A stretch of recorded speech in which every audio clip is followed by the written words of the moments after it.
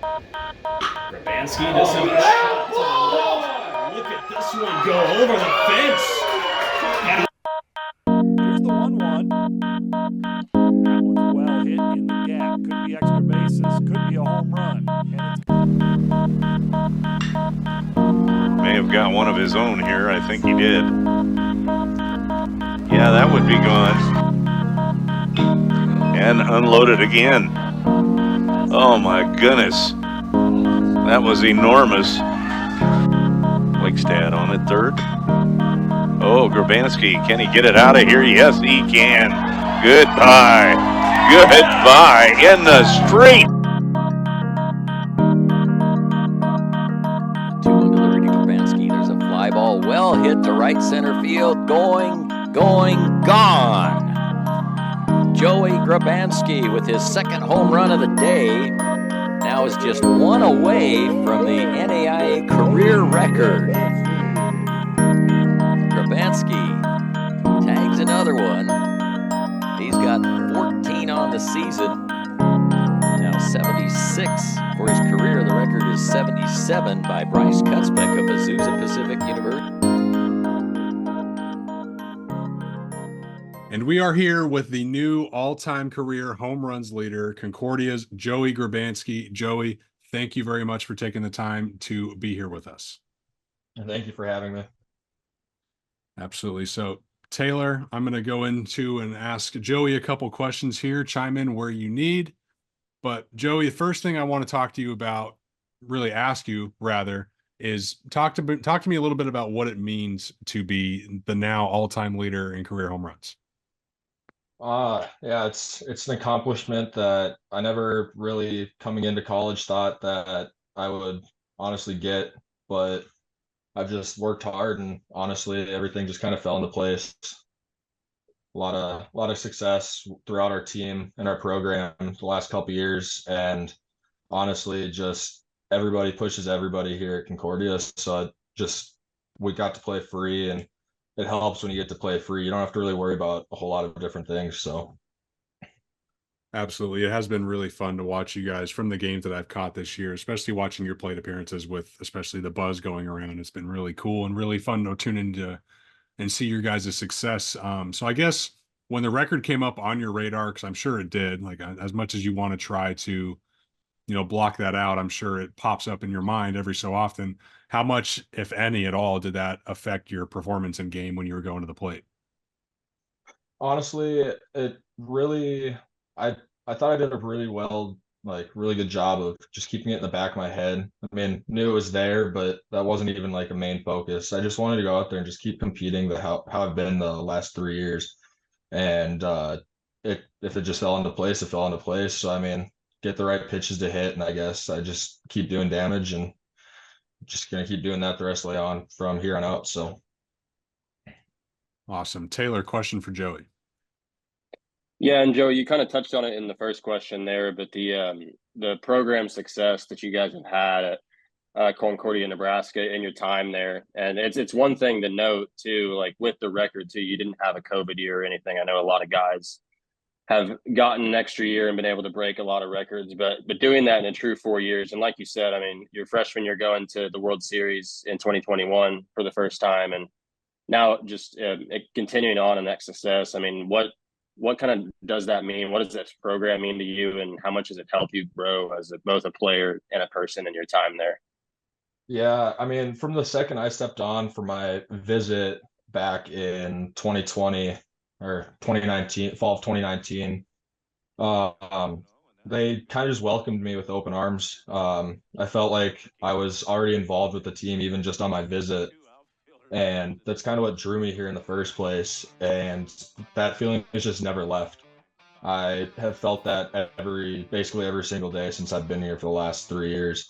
And if it wasn't for Concordia, I don't know if I would be doing what I'm doing today. I mean, I've had great success with coaches helping me, and just my teammates themselves are just there. I mean, Jaden Quinn, Keaton Kander, Jesse Garcia in years past, and Jay Adams, like we all thrive off of competing with each other. And I think that's one of the big things that has always felt great here. It's just everybody competes with everybody and just pushes each other to do their best. So Yeah, that's one thing I've noticed just kind of paying attention to you guys over the past few years, like you said, with all that success. I mean, we've made a note of it a lot of episodes this year too. I mean, a lot of you guys have been breaking a lot of school records, and a group like that. I mean, it's cool to see you guys bring that success. And more of an individual question here too. I mean, without giving too much away, obviously, I know some of the opposing pitchers that you face might want to know the answer to this question, but your approach at the plate going into it, obviously, like I said, you've had a numerous amount of success. I mean, what has led you to so much success over your time here in college now? honestly, I mean, staying simple, not getting too big, and just trying to do little things right. I mean, just seeing the ball is really my biggest thing. I just want to be able to see it well and find a pitch that I can drive. If I start expanding, that's when I kind of start to struggle a little bit. But I mean, just keeping it in the strike zone and doing damage where I can. So I think that's what's given me the most success here. I got to say, listening to you say that is really cool because obviously, I feel like a lot of guys creeping up on a record like that would get it stuck in their head to where, hey, I'm going up here. I'm only going to try to hit a home run. I'm going to completely throw away any approach I came into this game with because I want to get this record out of the way. But for you, it's amazing because, like you said, you had in the back of your mind it was there, but you weren't necessarily too concerned about it. And I know before we started recording here, you said that now it's finally over, that you can just kind of play now and not have to answer a question every 5 seconds of, hey, how many you got left. So hearing you say that your approach really didn't change at all is really cool to me because I know a lot of guys would probably succumb to the pressure of wanting to break that record when they got so close. But we got a couple more questions here. These won't be as serious, couple little fun ones here.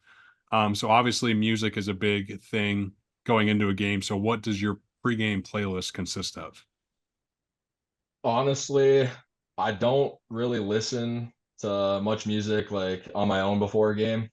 Just kind of whatever we're playing for pregame BP. Some days it might be country, some days it's like rap or hip hop or something clean like that. But I mean, honestly, if I'm listening to something on my own, it's usually country. So if you're not a big pregame music guy, what is the one thing that you do? Because obviously you probably have a ritual, I'm assuming, right? What's the one thing on game days that really lock you in before a game? Honestly, it's just it's going to the gas station, getting two energy drinks before every game. Two? I get two energy drinks before every game. Uh, most days I tend to actually drink both of them, not all the time, but they're usually it's one, maybe one and a half I can get through. But I mean, just that, and then get into the field and hang out with the guys. Do you slam both of those before the game? No, we play Okay. double headers, so Mhm. I usually by the start of BP I'll start one of them, and I'll just kind of throughout the day finish the other or finish the rest of it. So Yeah, I got to say from personal experience, doing two energy drinks at the same time, in my experience, not a good idea, especially when you're stone cold Steve Austin and them. Not a good idea. But Taylor, got a question. Yeah, first of all, energy drink purposes, and maybe we can get you an NIL deal here during this. What are your go-to energy drinks of choice, and which one Mhm. are you drinking first? Yes. so most of the time it is Monster, and I'll just get the orange can. I'm not sure exactly what the name is, Yep. and Yep. the purple can. Yeah. And recently it's been orange first and the purple one second. But this weekend I got Red Bull, and I've been looking for the new summer edition Red Bull, and I finally found it. So I've got that, and then I got the Juneberry Red Bull as well. So usually it's Monster though. Taylor, I don't know Well, about you, you're but for me, it was always the white gummy bear rain.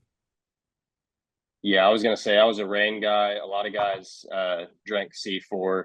Lately, I've been Ugh. going to the white monster myself, sugar free. But you guys heard it here first on the NAIA Ball podcast. Red Bull does indeed give you wings, and also gives you the strength to break an all-time home run record.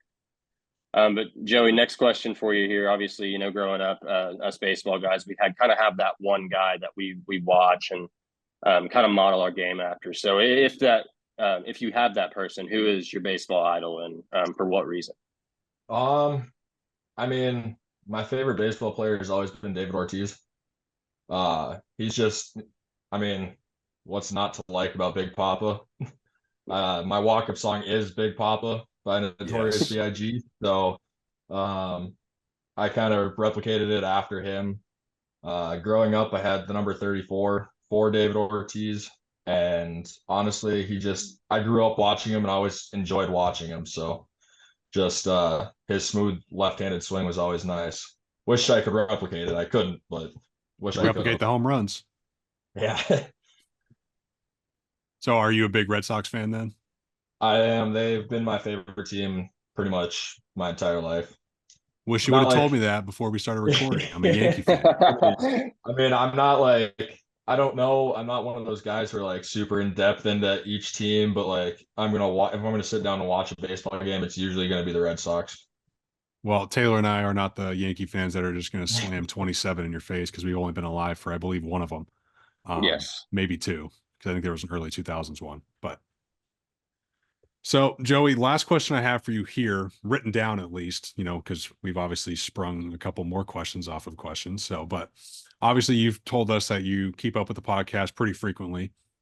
I want to know who your pick is. Who's going to win the NAIA Ball Championship for Quick Picks? Who's going to be the champion this year? We do have, if you need the updated standings, I do have those for you because they did shuffle this week. Yeah, I could use those. Let me get these up here. So we will run through this later in the episode again, but here are the updated standings. I am now in the lead. And mind you, that's why Connor is not here with us today.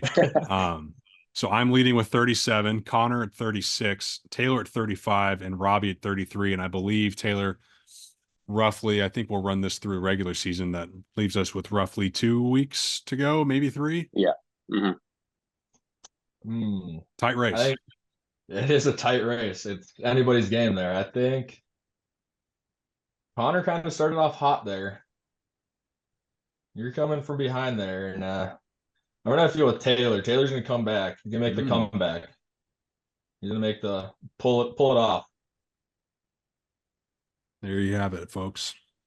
Well, I guess we've talked about maybe a punishment for who comes in last place. Do you have any suggestions for us? I don't know. I think the Waffle House challenge is pretty good. Yeah. I also just saw this thing on TikTok. For their fantasy football punishment, they had to go take the ACT.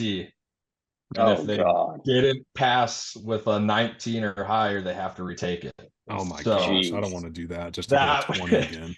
That would be a pretty funny punishment. Okay, well, I'm gonna write those down actually. I just hope I don't lose. I don't think I'm gonna lose because I don't know if there's a Waffle House in my vicinity. I hope there is because Waffle House is amazing, but I don't know if we have those because I'm kind of close to a big city and you typically don't really see those unless you're in the South, obviously. But we'll see. But those are great suggestions. And Taylor, do you have any other questions for Joey here? I'm glad he brought up the ACT because I for one hope I don't lose because I somehow, by the grace of God, got a 23 and never want to have to take that again. But Joey, now just once again, appreciate you taking time out of your day, obviously, to be able to finally sit down and talk with a player as talented as yourself. I mean, we've obviously been watching your success over the 4 years at Concordia now in our time and in our first year here too doing the NAIA Ball podcast. It's an honor to have our first interview be a guy like you. So we appreciate you once again and wishing you guys the best of luck and more success down the road here as we come on into the conference tournament and postseason. All right. Thank you guys. Thank you guys for all you do too with the support and coverage that you guys provide for us. So Absolutely. Thank you so much. That means a lot. Joey, thank you again for taking the time to meet with us. We really appreciate it.